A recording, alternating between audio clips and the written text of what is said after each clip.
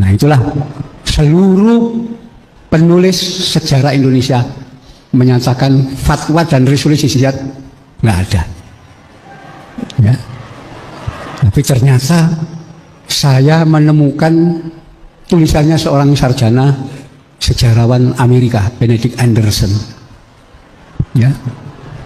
Dalam tulisannya tentang penjajahan Belanda, penjajahan Jepang di Indonesia 42 sampai 45. Beliau menyatakan tanggal 22 Oktober pernah ada resolusi jihad yang dikeluarkan oleh pengurus besar Nahdlatul Ulama di Surabaya. Bagaimana Benedict Anderson bisa menyatakan bahwa tanggal 22 Oktober 1945 itu ada resolusi jihad? Ternyata beliau memiliki sumber dasar. Ya.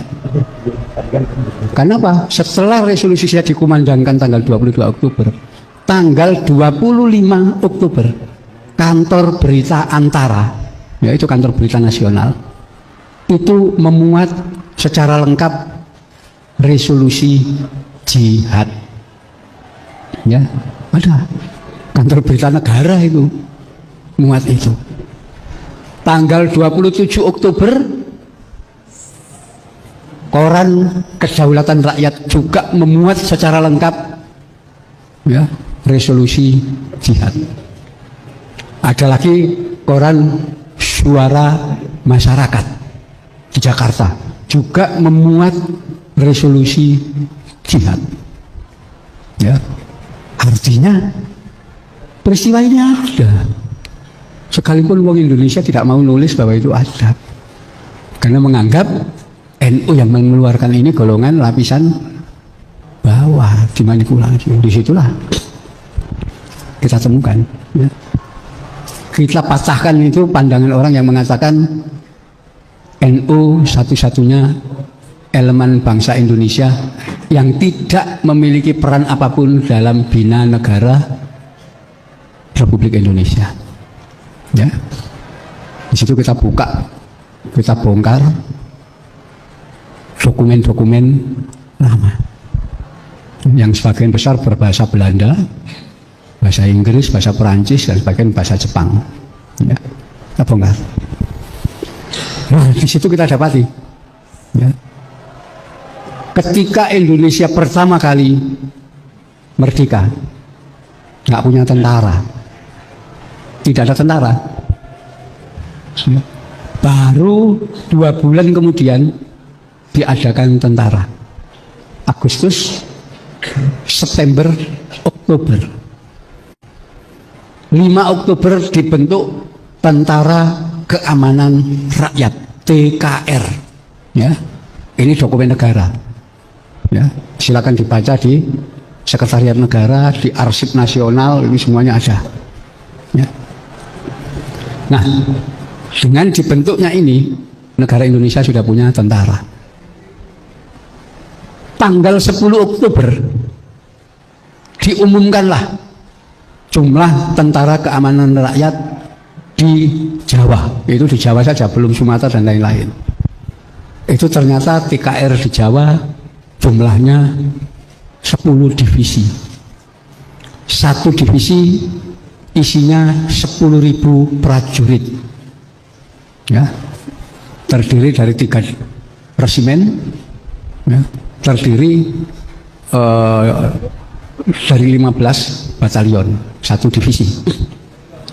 Nah, jadi 10 divisi artinya TKR jumlahnya 100.000 pasukan.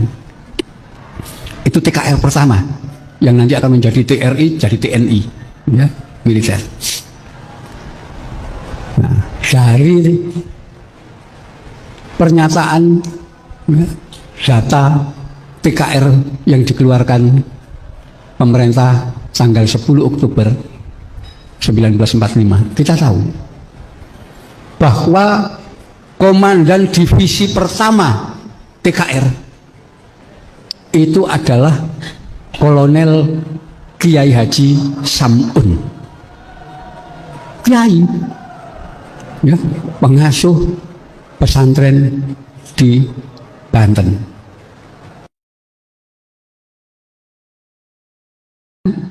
Tahun 1990, ya, waktu itu peringatan 45 tahun pertempuran 10 November tahun 1990. Dan kita tahu, ya, dalam peringatan itu yang jadi pahlawan besar dalam pertempuran 10 November adalah golongan atas ini, orang terpelajar yang berpendidikan tinggi. Nama-nama mereka muncul, ya. Saat itu, ya, tersebar di televisi, koran, majalah memuat itu. Nyai Solihah, ibunya Gus Dur, waktu itu manggil Gus Dur, ya. Beliau bertanya, itu cerita 10 November yang berjasa itu harusnya Kiai Hasyim Asy'ari dan para kiai. Kok bisa yang jadi pahlawan itu wong-wong sosialis? Gitu. Disitulah Gus Dur diminta untuk klarifikasi, ya. Lalu Gus Dur klarifikasi menemui tokoh-tokoh tua, ya, senior di kalangan kelompok sosialis, ya, mengenai Hari Pahlawan 10 November. Ternyata jawabannya sederhana, ya. Sambil ketawa-ketawa mereka menjawab, yang namanya sejarah dari dulu kan selalu berulang, Gus, ya. Ya, di situ bahwa sejarah sudah mencatat orang bodoh itu makanannya orang pinter, yang berjasa orang bodoh, yang jadi pahlawan wong pinter. Itu biasa. Wah, itu Gus Dur marah betul itu dibegitukan ini. Berarti mereka sampai tahun 90 masih menganggap NU bodoh gitu. Ya. Itulah tahun 91 Gus Dur melakukan kaderisasi besar-besaran anak muda NU. Ya. Anak-anak itu dilatih, ya, untuk mengenal analisis sosial, ansos pertama kali. Ya, teori-teori sosial diajarkan sama Gus Dur ke anak-anak. Filsafat, sejarah, apapun, ya, geopolitik, geostrategi diajari ke anak-anak supaya tidak lagi dianggap bodoh dan kemudian berkembang, ya, itu.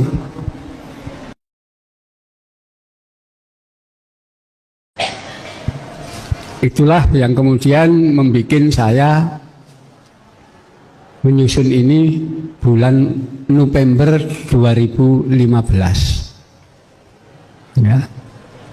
Mulai saya susun, saya kumpulkan data waktu saya jadi wartawan Jawa Pos tahun 85, itu dapat tugas macam-macam, mewawancarai tokoh-tokoh yang terlibat dalam peristiwa 10 November, dalam peristiwa pemberontakan di Madiun, dalam itu ada semua, ya. Nah, dari situ saya mendapat informasi bahwa fatwa jihad memang ada, tapi tidak perlu diakui, ya. Ada usaha seperti itu menutupi sejarah Indonesia yang sebenarnya. Nah, kenapa ini terjadi? Karena orang-orang sekolah didikan Belanda itu adalah menjadi penguasa negara Republik Indonesia sejak dibentuk, ya, tahun 45. Itu yang ngisi itu semua mayoritas orang-orang didikan sekolah Belanda, ya. Dan mereka yang menyusun sejarah, mereka yang menyusun tata aturan bagi masyarakat Indonesia. Ya, jadi kelompok sarjana-sarjana ini didikan Belanda ini menggambarkan bangsa Indonesia ya setelah merdeka itu terdiri dari 3 lapisan golongan. Golongan atas, golongan menengah, dan golongan bawah. Ya. Ini pertama kali saya dengar dari ceritanya Gus Dur langsung tahun 91. Ya. Kemudian cerita itu saya konfirmasikan dengan teman-teman di Lembaga Ilmu Pengetahuan Indonesia LIPI. Ternyata benar mereka, oh ya memang pandangannya seperti itu. Ya, saya konfirmasikan dengan tokoh-tokoh senior, iya. Ya. Jadi pandangan mereka ini orang-orang lulusan sekolah didikan Belanda. Indonesia atas, lapisan tengah, lapisan bawah. Lapisan atas kalangan elit ya, politik yang tinggi adalah golongan orang-orang cerdas, orang-orang pinter yang punya latar belakang pendidikan tinggi. Ya. Yang mereka maksud latar belakang pendidikan itu adalah sekolah. Jadi wong pinter sing sekolah tinggi. Ya. Ini menduduki lapisan atas. Elit politik, elit ekonomi yang menguasai negara ini harus wong pinter-pinter ini.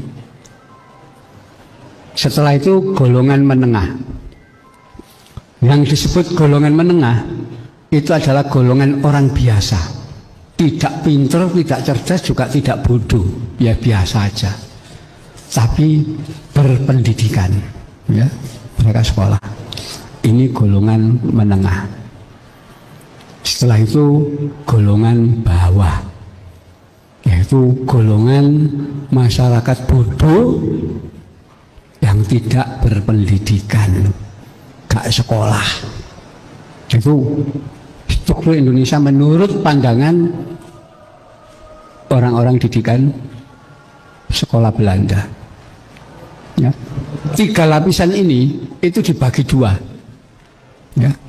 Artinya ada 6 kelompok di situ. Yang atas, lapisan atas, orang-orang cerdas yang berpendidikan tinggi, ya. Kalau agamanya kuat, pasti masyumi. Kalau agamanya lemah, itu PSI, orang sosialis. Itu mereka yang berkuasa itu nanti ini. Kalangan menengah itu orang biasa tapi punya latar belakang pendidikan. Bagi 2. Yang agamanya kuat pasti Muhammadiyah. Yang agamanya lemah PNI. Ya, PNI itu sekarang jadi PDIP. Ya, itu. Setelah itu lapisan paling bawah, orang-orang bodoh yang tidak berpendidikan. Nek agamane kuat NU, nek agamane lemah PKI. Jadi di situ, itu sebabnya kalangan atas ini merekayasa sejarah, ya, merekayasa sejarah. Bagaimana kalangan bawah ini tidak memiliki peran apapun di negara ini. Sekalipun faktanya ya tidak seperti itu. Ya. Semua pelaku sejarah pertempuran 10 November ya, tidak ada yang mau mengakui fatwa dan resolusi jihad itu pernah ada. Ya. Tulisannya Profesor Ruslan Abdul Ghani yang ikut terlibat, nggak ada nyebutkan ini pernah ada. Bung Tomo yang pidato teriak-teriak dalam bukunya nggak pernah nyebutkan bahwa fatwa dan resolusi jihad ini pernah ada. Ya. Nanti laporan tulisan Mayor Jenderal Sungkono juga nggak menyebut pernah ada resolusi jihad. Ya. Jadi semua buku yang bercerita tentang peristiwa bersejarah Hari Pahlawan tidak menyinggung pernah ada fatwa dan resolusi jihad NU. Ya. Karena itu banyak orang menganggap ini dongeng, ini cerita nih wong NU saja. Ya. Sampai tahun 2014 kemarin, ya, di perguruan tinggi negeri besar di Jakarta diadakan seminar nasional tentang perjuangan menegakkan negara Republik Indonesia. Ya. Para doktor, profesor, pakar sejarah yang berbicara di situ semua sepakat mengatakan di antara elemen bangsa Indonesia, ya, yang tidak memiliki peran dan andil dalam usaha kemerdekaan dan mempertahankan kemerdekaan bangsa Indonesia itu hanya golongan pesantren, khususnya NU. Simpulannya begitu, ya.